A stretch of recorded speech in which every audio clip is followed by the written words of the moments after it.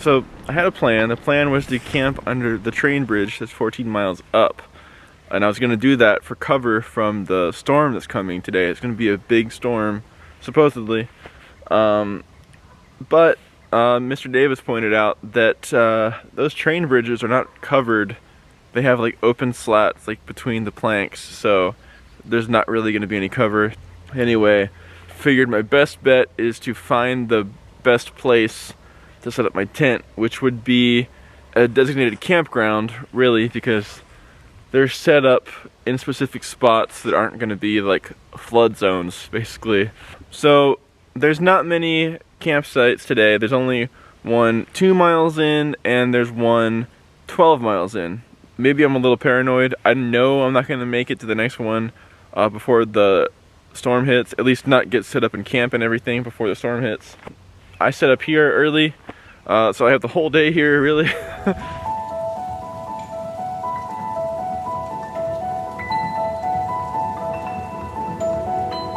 I was definitely somewhat paranoid to camp in the storm after my Christmas Eve tent flooding incident, so I wanted to be extra careful to not get caught in whatever weather was coming my way.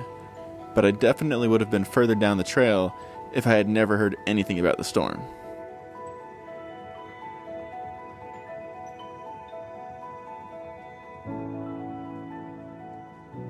Originally, the forecast was saying 4 o'clock for the snow to hit.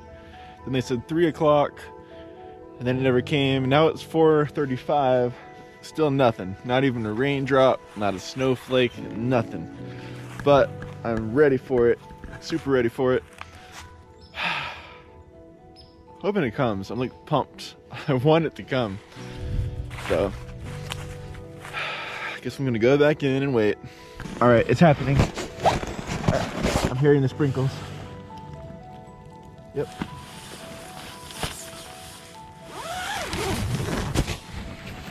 It's happening.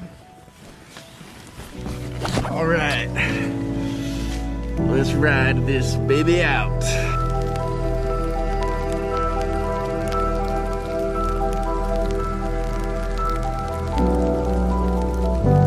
It just started raining a little bit ago. Well, I don't think it's rain. I think it's just really light hail, because I reached out and put my hand on top and it's not wet at all. So I think it's just like little tiny pieces of ice just sprinkling down and falling down to the ground. I haven't seen any like snowflakes. I haven't seen anything stick yet, but we shall see. All right, so the night has passed. It hailed, it snowed, it rained. Time to check out the winter wonderland and use a porta potty. All right.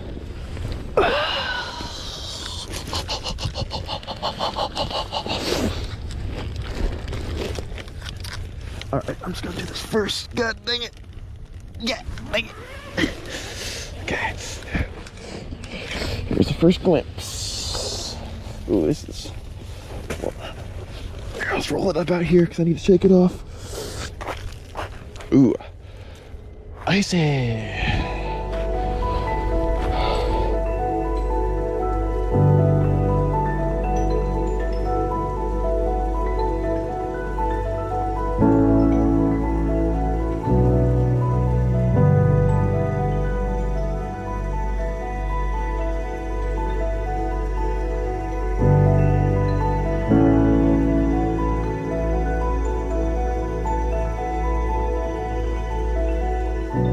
The big storm ended up not being a big deal. Just a light icing remained. When the weather was completely clear, I set out my sleeping bag to dry from condensation. I want to get some of this ice off. No rain through here, which is awesome. It's perfectly dry all night.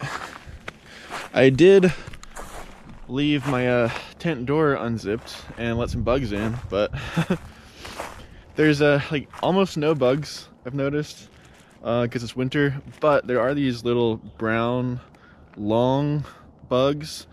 I don't know what they are. So far they haven't bitten me or stung me, so we're on good terms. So every time I find them, in my tent, I just escort them out. Probably still some around. Oh, here's one. Here's another one of these bugs.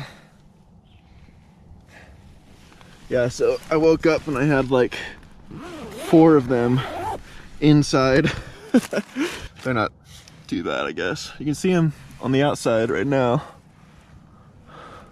Trying to get some warmth, probably. Alright, so I was letting my sleeping bag dry out. I had it like hung up in the trees, and then it started to rain, so I brought it in, and now it's just kind of still raining. So if I'm setting up in the rain or packing up camp in the rain, my stuff's gonna get wet, and I'm not having that, because this is if my sleeping bag gets wet, it's over. I can't stay warm, so I guess I'm just gonna ride it out. I only have 1 liter of water left. I mean, if it doesn't stop here, I guess I'll stay another night. I mean, the foot of my sleeping bag is still soaked. Every morning, at the very least, the foot of my sleeping bag is wet. Usually it dries though, like the very latest by like 10 a.m. when there's the sun, but today it's still soaking wet. And I don't want to pack it up and put it in my dry bag with everything else, because then it's just going to get everything wet. This morning with this bag, I woke up and the entire length of my body on the top was just like completely soaked. And I think it's just the top, but still, it's like, it sucks. I had to wait hours for that to dry. And then the feet just have still not dried. I don't know how to get them to dry. And, well, there's no sun, there's just rain, so I guess I'm just gonna wait, see if the rain lets up. If it does, I'll set my bag out there to dry again, and hopefully it'll dry and I can get on the trail. But it's freaking like 1:30 p.m. I think. 1:47 p.m. Still stuck in my tent. Alright, so I am completely out of water. Still stuck here at the campsite. It stopped raining just before sunset, so it's pretty pointless to like pack up then. It's already dark, so, and it's like 10 miles to another campsite. So I kind of wish I just never knew about the storm, because I probably would be like way further down. But I don't know, maybe everything happens for a reason. Maybe I needed more rest than I thought I did. Who knows? But anyway, like I said, I'm out of water, but my friend Lindsay is bringing me water once again. She just got off work and she's on her way here right now. But I have to walk like a little bit down the ways here to meet her, because this is not a car accessible site.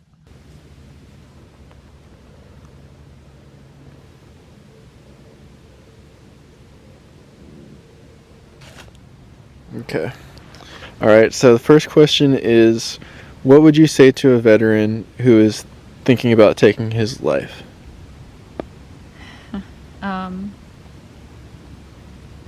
That, first of all, I'm sorry that they're going through that and that they're battling that. And I know that they feel like they're alone, but they aren't. So many people are feeling the way that they feel, and they're not alone. They don't have to go through it alone. There are people out there, there are resources out there, and as veteran mental health gains awareness, more and more resources are opening up for them. But also on a personal note, you just never know who is thinking of you, who remembers you. You don't know the lives that you've touched over the years. Even just a single conversation, that person will remember you. Family, friends, and even if it doesn't feel like it, even if it feels like they're not caring or don't understand, there are people you've touched that remember you and will miss you. And you don't know who you're going to talk to tomorrow who will remember you for years. You don't know who you're going to touch, even just through work, through family, through whatever. Just keep going and do the best you can. Get help. Talk to someone, anyone. Great. Wonderful. And then the second question is, what would you say to a family member who's lost their veteran loved one to suicide? Like, what would you say just to offer them like some guidance through that hard time? What you're feeling, whatever you're feeling, is valid and is normal through this situation. Whether you want to move on or whether you don't want to move on, whether you're angry at the person or whether you miss the person, or if you feel nothing at all, it's normal. You're not alone.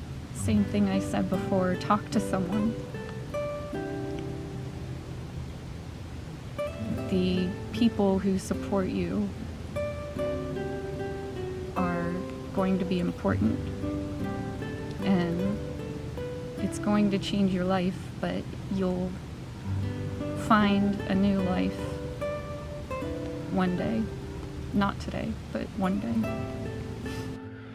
Lindsay made this book after her brother, who was a veteran, committed suicide. His name is Brady Davidson, and she made this book as a wonderful way to remember him. And what she did was she took everything that everyone said about him after he died, and she made a book out of it. And all these pages, there's just so much love and appreciation for him and who he was.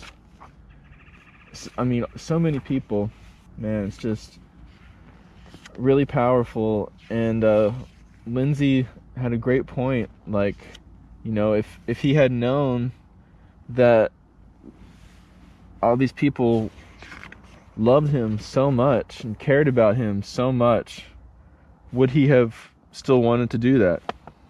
I don't think he would. So if you're struggling and you feel like no one cares and people will be better off without you, like, just know that's not reality. Weather is good, it's a new day, my sleeping bag is dry.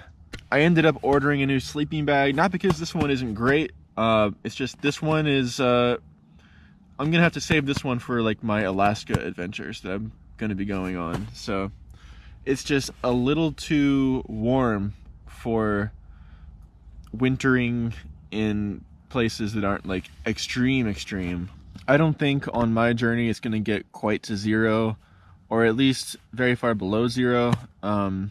So maybe I was a little overkill for me to decide on a 0 degree bag, but I'm glad I have it because I do want to go to those crazy Arctic places. But it's just a little much for this trip apparently, because it's making me like sweat too much, and there's too much moisture leaving my body because of that. So anyway, I ordered a 15 degree bag.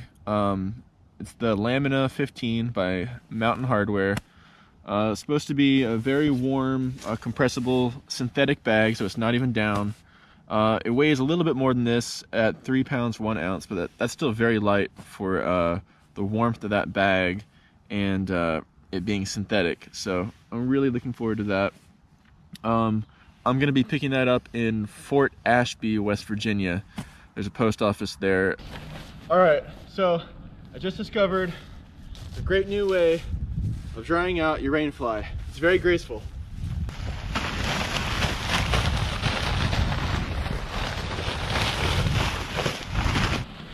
Also gets the bugs off.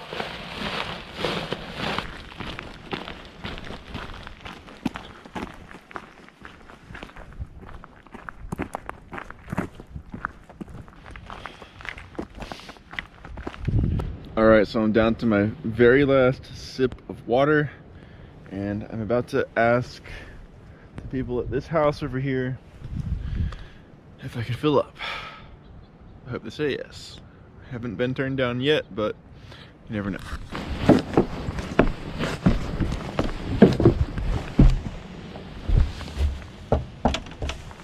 I think I'm living my Putting you on dream the in spot. this house. Yeah, I bet. Yeah, this is a goal right here for me. Yeah. This is nice. All right, well, thank you so much, Jean. Take care. All right, so I got water. That lady was very nice, very accommodating. I loved her little house. Did you see it? It was so cool. She said it was built in 1810. It was a mill house. There's like a little creek right next to her house, or a river, and it used to have a mill on it. Pretty cool. Anyway, I got 4 liters of water right now, and it doesn't feel much heavier, I gotta say. That's like, I think 8.8 pounds of weight with the bottles. So very, very good backpack to support all this weight.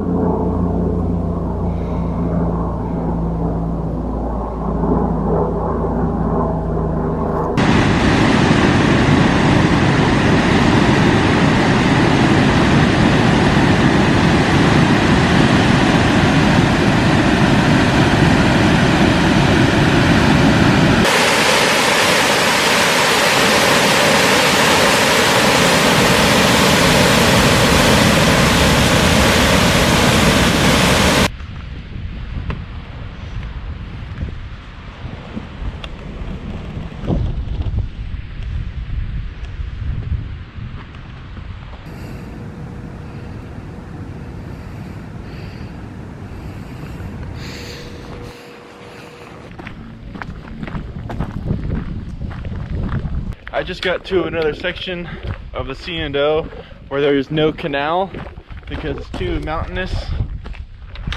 So it's another area where they take the boats into the river and tow them down the line, and then they get into the canal further on. But it's pretty cool to see this in daylight, because last time I did the other one, it was night, and I really wanted to show you guys, but now you can see. Check it out.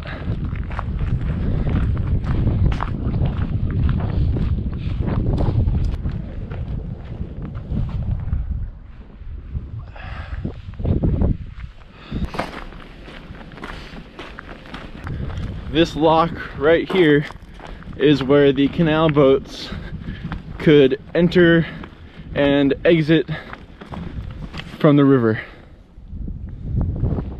Pretty cool.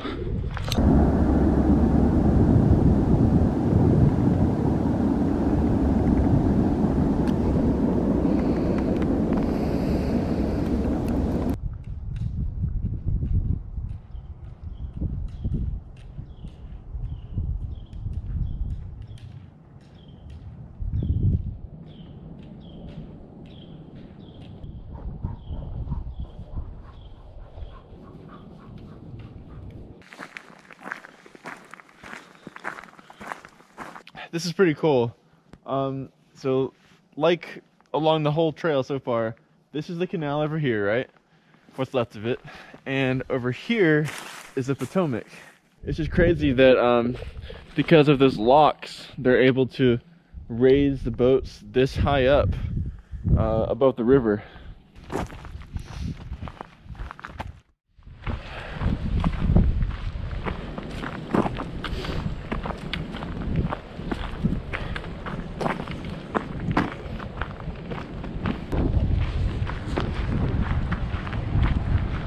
I've been out of water for about the past 5 miles, So I did find a house on Google Maps, finally, that seems to be just up here a little ways. So I'm really hoping that works out.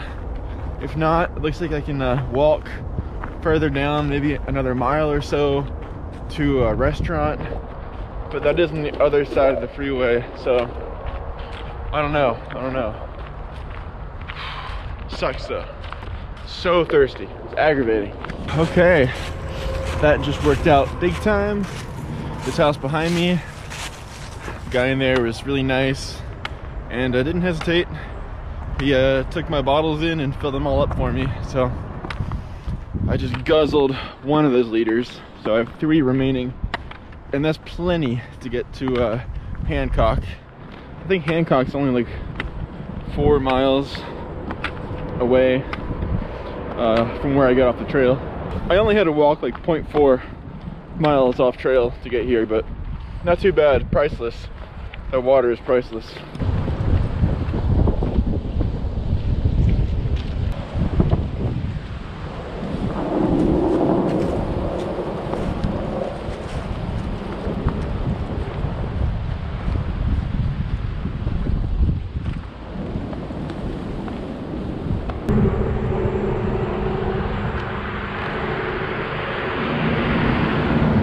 Alright, so I just had Hardee's on the ice-covered chairs. I learned after that I was sitting on ice. Anyway,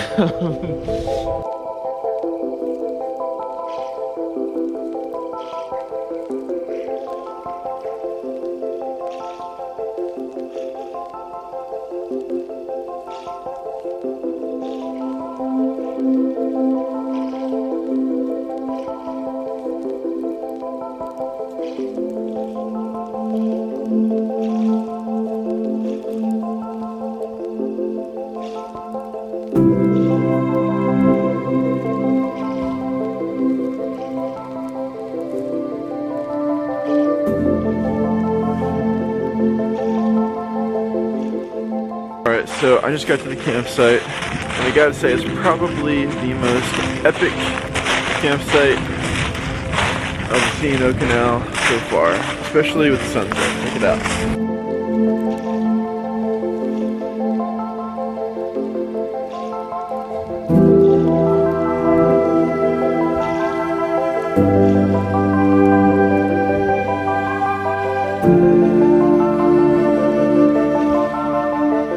Alright, I'm taking off now. I have about ½ liter of water left.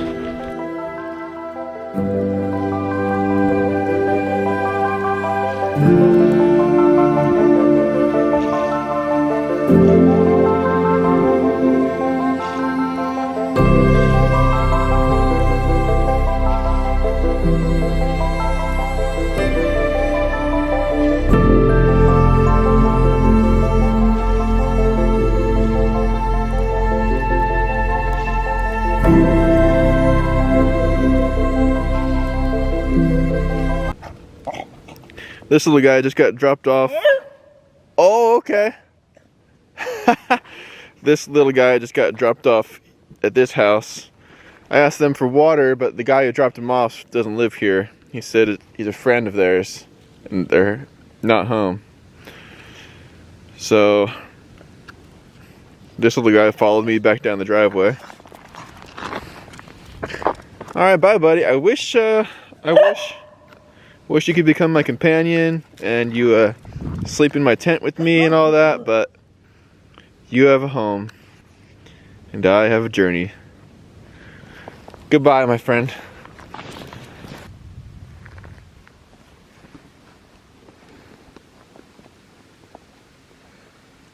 Look who won't go away. This little guy will not leave me alone. I kept trying to shoo him like home, like go home, go.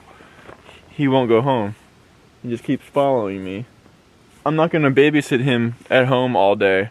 I have a hike to do. If he decides to follow me, I mean, I can't do much about that, really. I'm not gonna just like tie him up at some random house. I don't know if that's his house. I don't know these people that dropped him off. They seem nice enough, but I don't know what's going on.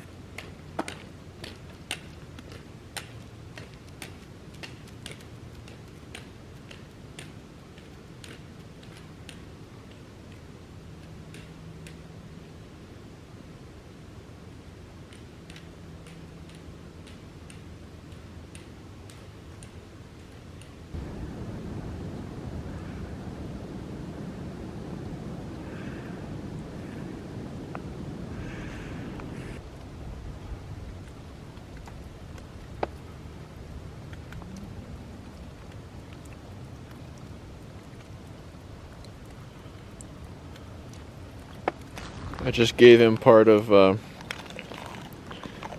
icicle. Figured he's thirsty.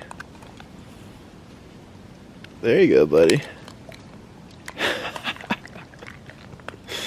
He's so freaking cute.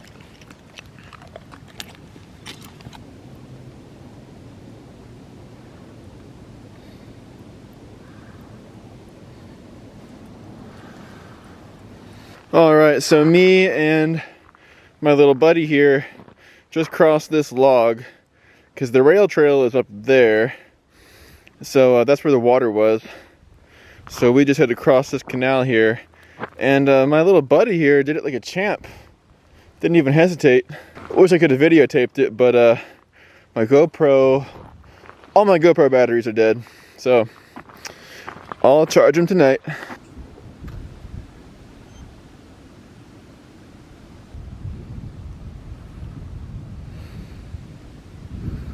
Relax, buddy. Alright, so I'm setting up camp right here. Really cool spot. You can look across the river here and see this beautiful bridge. And another bridge beyond that. It's pretty awesome. But I'm in mid setup here. I think he's still scaring away the turkeys. Thanks, buddy.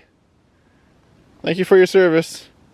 I actually had no idea the turkeys were there until he just started staring. I was like, what is he looking at?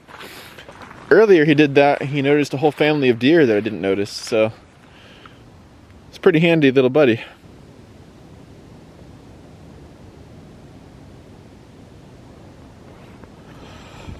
Camp is more or less set up.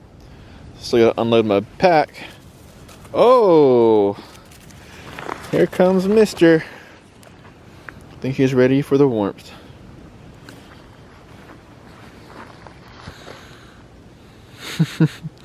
Sniffing my food.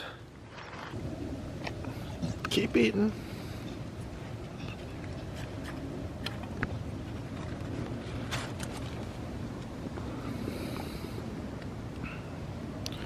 I just finished eating. I had a burrito and he had rice, cheese, and sausage. And that's his second plate. He was hungry.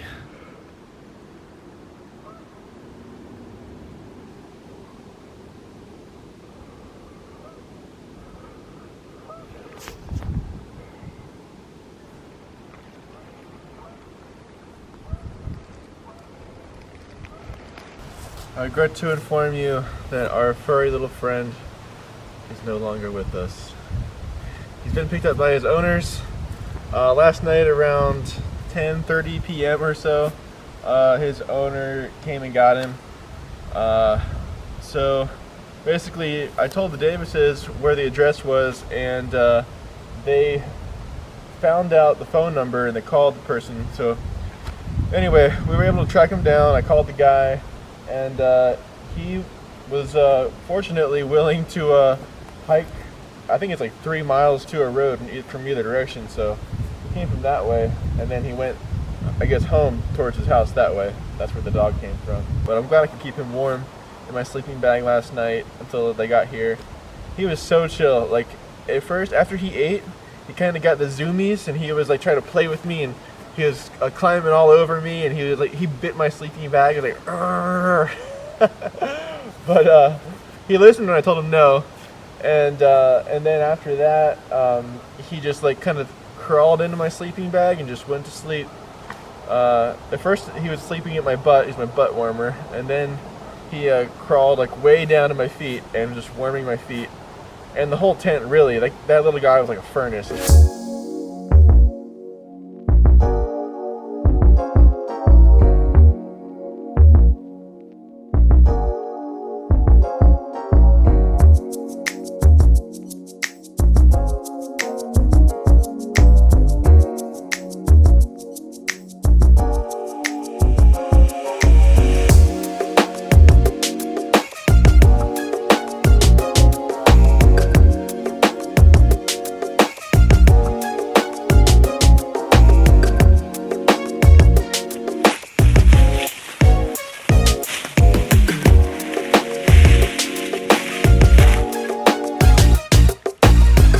Alright, this spring is a little slow. I don't really want to wait around for like a half hour. So I think I'm just going to keep going down the rail trail here, which runs parallel to the towpath, and because that's where the springs are. And yesterday I found a few, so there might be one better than this a little further down. But if not, I do have a liter of dirty stream water, which I can filter. But I much prefer spring water. But this is just too slow. It's not worth it. I'm not desperate, so. Not yet, anyway.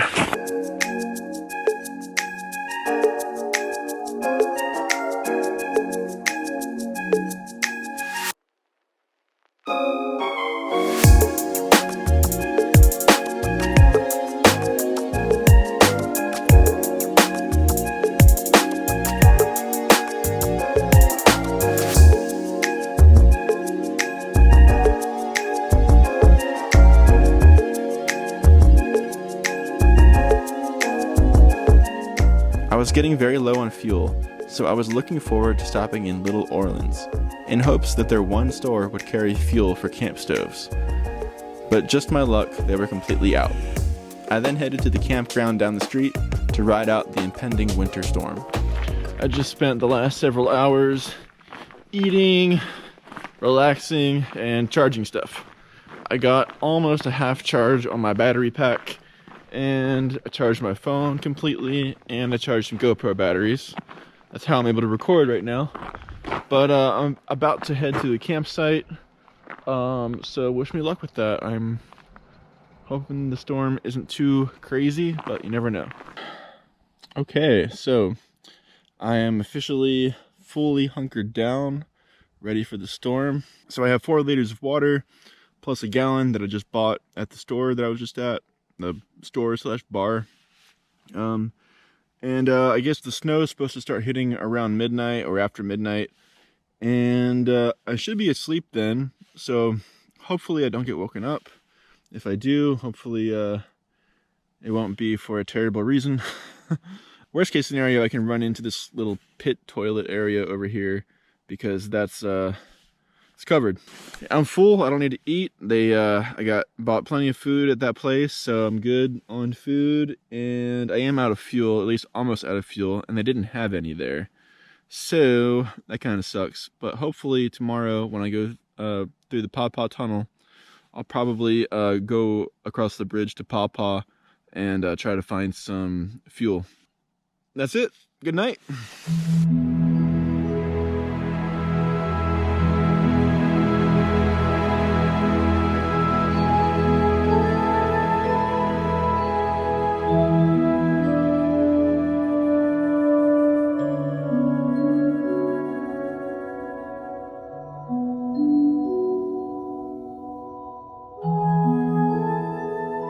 If you're interested in donating to my fundraiser to support veteran suicide prevention, click the link in the description. 80% of all donations go to Warrior Expeditions, a nonprofit that introduces veterans to the world of long-distance adventuring. And 20% goes to Mission 22, a nonprofit that helps veterans in many different ways. And if you want to help support my hike across America, consider signing up for my Patreon. In return for your support, you'll receive rewards such as early access to videos, access to my adventure journal, photo prints, and more. Thanks for watching. Take care.